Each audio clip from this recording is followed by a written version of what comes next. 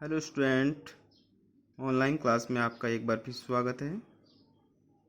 कल हमने प्रारंभिक शिक्षा के नवीन प्रयास के पहले अध्याय प्रारंभिक शिक्षा के सार्वभौमिकरण हेतु संवैधानिक प्रावधान एवं प्रतिबद्धताएं अध्याय से अध्ययन किया था, जिसमें हमने शिक्षा की विभिन्न सूचियां, प्राथमिक शिक्षा के सार्वभौमिकरण से संबंधित धाराएं अथवा उपबंध,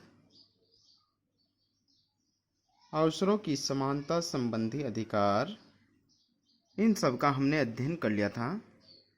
आज हम शिक्षा और संस्कृति संबंधी अधिकारों का अध्ययन करेंगे। चलिए शुरू करते हैं। संस्कृति और शिक्षा संबंधी अधिकार। धारा 29 अल्पसंख्यक वर्गों के हितों का संरक्षण, यानी कि पहली हेडिंग हमारी यही है कि जो धारा 29 बनाई गई है, अल्पसंख्यक वर्ग यानी कि जिनकी संख्या देश में कम है, उनके हितों का संरक्षण के लिए जो अधिकार है उनके विषय में चर्चा करते हैं। नंबर 1 है, भारत के किसी भी राज्य के नागरिक को अपनी विशेष भाषा, लिपि या संस्कृति को बनाए रखने का अधिकार है। अल्पसंख्यक वर्ग जितने भी हैं, उनकी जो भी विशेष भाषा है, लिपि है या संस्कृति है, उनको उन्हें बनाए रखने का पूर्ण अधिकार है। नंबर 2 है, राज्य द्वारा संचालित किसी भी शिक्षा संस्था में धर्म, वंश, जाति या भाषा के आधार पर प्रवेश से वंचित नहीं किया जाएगा। यानी कि कहने का मतलब है कि शिक्षा का सबका पूर्ण अधिकार है। किसी भी शिक्षा संस्था में जो राज्य द्वारा संचालित है या राज्य अनुदानित है, उनमें धर्म, वंश या जाति या फिर भाषा के आधार पर प्रवेश से वंचित नहीं किया जा सकता। इसके बाद बात करते हैं धारा 30 शिक्षा संस्थाओं की स्थापना और प्रशासन करने का अल्पसंख्यक वर्गों का अधिकार। इसमें देखते हैं, धर्म या भाषा पर आधारित सभी अल्पसंख्यक वर्गों को अपनी रुचि की शिक्षा संस्थाओं की स्थापना और प्रशासन का अधिकार होगा। यानी कि अल्पसंख्यक वर्ग चाहे किसी भी श्रेणी के हो, वो धर्म के आधार पर हो या भाषा के आधार पर हो, उन सभी को अपनी शिक्षा संस्थाओं की स्थापना और प्रशासन करने का पूर्ण अधिकार होगा। इसके बाद बात करते हैं कमजोर वर्गों की शिक्षा। धारा 46 अनुसूचित जातियों, अनुसूचित जनजातियों और अन्य दुर्बल वर्गों की शिक्षा व आर्थिक हितों की वृद्धि। राज्य जनता के अनुसूचित जातियों, अनुसूचित जनजातियों एवं कमजोर वर्गों की शैक्षिक व आर्थिक दायित्वों की रक्षा करेगा तथा उनको शोषण से सुरक्षित रखेगा। यानी कि धारा 46 में यही उल्लेख किया गया है, जितने भी देश के कमजोर वर्ग हैं, जिनमें अनुसूचित जाति है, अनुसूचित जनजाति हैं या फिर कोई भी अन्य दुर्बल वर्ग है, राज्य सरकार ऐसे वर्गों की शिक्षा संबंधी और आर्थिक संबंधी अधिकारों की रक्षा करेगा तथा उनको प्रत्येक प्रकार के शोषण से सुरक्षित रखेगा। अब हम बात करते हैं शिक्षा, मूल अधिकार तथा कर्तव्य की। धारा 14 विधि के समक्ष क्षमता। राज्य किसी व्यक्ति को विधि के समक्ष संरक्षण से वंचित नहीं करेगा। धारा 15 धर्म, वंश, जाति, लिंग या जन्मस्थान के आधार पर विभेद का प्रतिषेध करेगा। इसमें नंबर 1 पॉइंट देखते हैं, राज्य किसी भी नागरिक से धर्म, वंश, जाति, लिंग या जन्मस्थान के आधार पर कोई भेद नहीं करेगा। नंबर 2, राज्य किसी भी आधार पर दुकानों, सार्वजनिक भोजनालयों, होटलों, मनोरंजन के साधनों, कुओं, तालाबों, स्नानघरों तथा सड़कों आदि में प्रवेश शर्त के अधीन नहीं होगा। यानी कि राज्य द्वारा जितनी भी दुकानें हैं, सार्वजनिक भोजनालय, होटल है, मनोरंजन के साधन है, कुआं और तालाब है, स्नानघर है, सड़क है, उनमें प्रवेश किसी भी शर्त के आधार पर नहीं होगा।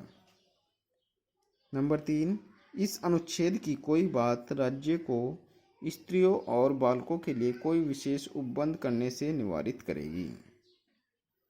इसके बाद धारा 16, लोक नियोजन के विषय में अवसर की समता। इसके कुछ बिंदु है जिन पर नजर डालते हैं। नंबर 1 है, राज्य के अधीन नियुक्ति के समान अवसर होंगे। यानी कि राज्य में जितने भी पद होंगे उन पर सभी को समान अवसर प्राप्त होंगे। नंबर 2, राज्य में कोई भी नागरिक किसी भी पद पर किसी भी भेदभाव के आधार पर अपात्र नहीं होगा। राज्य में कोई भी नागरिक है, चाहे वो किसी भी धर्म, किसी भी जाति, किसी भी लिंग से संबंधित है, उनको किसी भी पद पर किसी भी भेदभाव के आधार पर अपात्र या अयोग्य नहीं समझा जाएगा। नंबर 3, इस अनुच्छेद की कोई बात राज्य को पिछड़े हुए नागरिकों के किसी वर्ग के पक्ष में जिनका प्रतिनिधित्व राज्य की राय में राज्य के अधीन सेवाओं में पर्याप्त नहीं है, नियुक्तियों या पदों के आरक्षण के लिए उपबंध करने से निवारित नहीं करेगी। अब हम बात करते हैं संविधान के भाग 4 क की, जिसमें मूल कर्तव्य निहित है। धारा 51 क, इसमें नंबर 1, संविधान का पालन करे और उसके आदर्शों, संस्थाओं, राष्ट्रध्वज और राष्ट्रगान का आदर करे।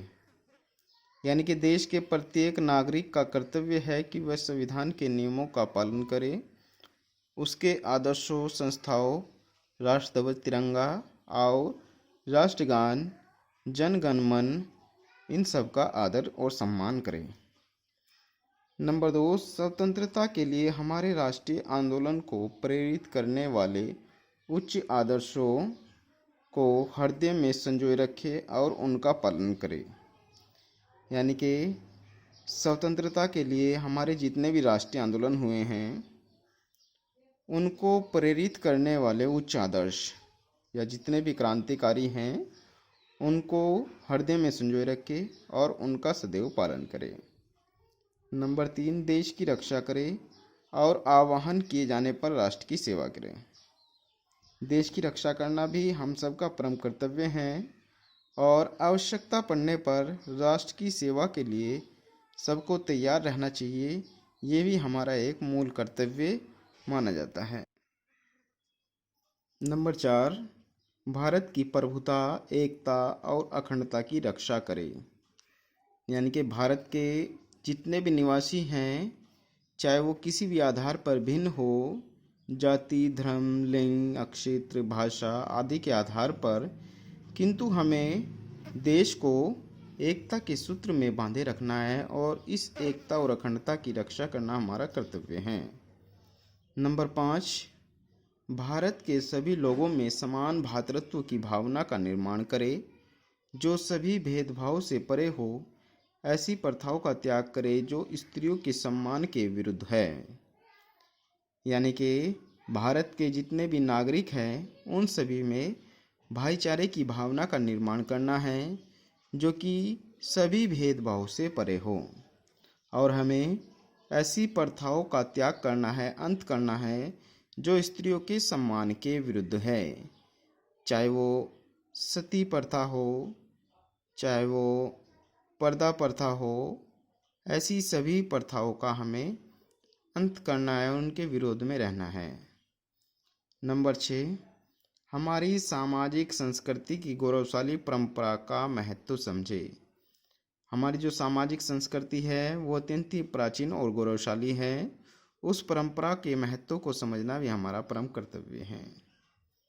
नंबर 7, प्राकृतिक पर्यावरण जैसे वन, झील, नदी और वन्य जीव आदि की रक्षा करें तथा प्राणी मात्र के प्रति दया भाव रखें। यानी कि पर्यावरण की रक्षा और सुरक्षा करना भी हमारा परम कर्तव्य है।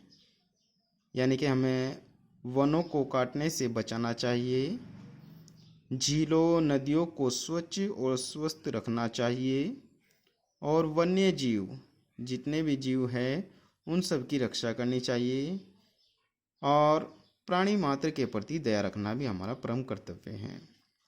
नंबर 8, वैज्ञानिक दृष्टिकोण, मानववाद और ज्ञानार्जन तथा सुधार की भावना का विकास करें। हमें हमारे अंदर वैज्ञानिक दृष्टिकोण उत्पन्न करना है तथा मानवतावाद के पक्ष में कार्य करना है, ज्ञानार्जन और सुधार की भावना का विकास करना है। नंबर 9, सार्वजनिक संपत्ति को सुरक्षित रखें और हिंसा से दूर रहें। देश की जितनी भी सार्वजनिक संपत्ति है उन सब पर जितना हमारा अधिकार है उनके प्रति, उनकी सुरक्षा के प्रति उतने ही हमारे मूल कर्तव्य भी हैं। इसलिए उन्हें सुरक्षित रखें और हर प्रकार की हिंसा, लड़ाई झगड़े से दूर रहे। नंबर 10, व्यक्तिगत और सामूहिक गतिविधियों के सभी क्षेत्रों में उत्कर्ष की ओर बढ़ने का सतत प्रयास करें, जिससे राष्ट्र निरंतर बढ़ते हुए प्रयत्न और उपलब्धि की नई ऊंचाइयों को छू ले। यानी कि हमें राष्ट्र के उन्नति और उद्धार में सदैव तत्पर रहना है, प्रयास करना है ताकि देश रोजाना नई नई उपलब्धियों, नई नई उड़ानों को छूता रहे। आज के टॉपिक में इतना ही। कल हम संविधान के 86वें संशोधन अधिनियम 2002 के विषय में चर्चा करेंगे। धन्यवाद।